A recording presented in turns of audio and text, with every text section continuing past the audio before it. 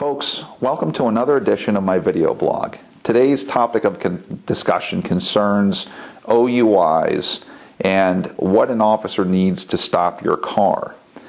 Oftentimes what we see is a speeding offense. Someone is just speeding down the road and the officer pulls them over for speeding.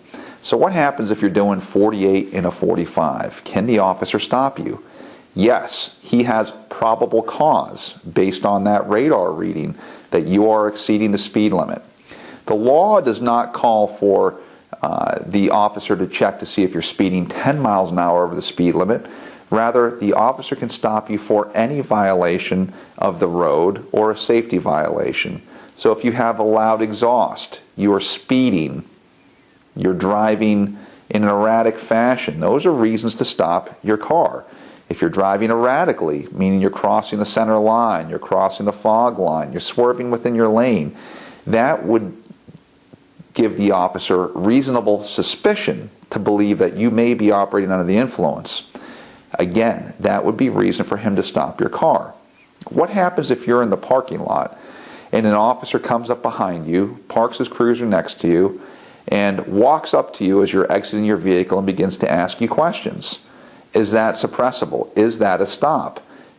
In all likelihood, no. Now, the general disclaimer is everyone's case is different. It's all fact dependent.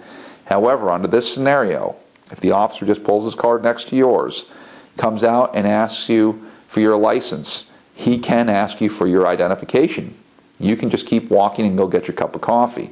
It's not a stop. You haven't been seized under the law. He hasn't demonstrated his authority to a degree that would make you think you are not free to leave, i.e. he hasn't put his blues on or parked you in so that you can't leave the parking lot.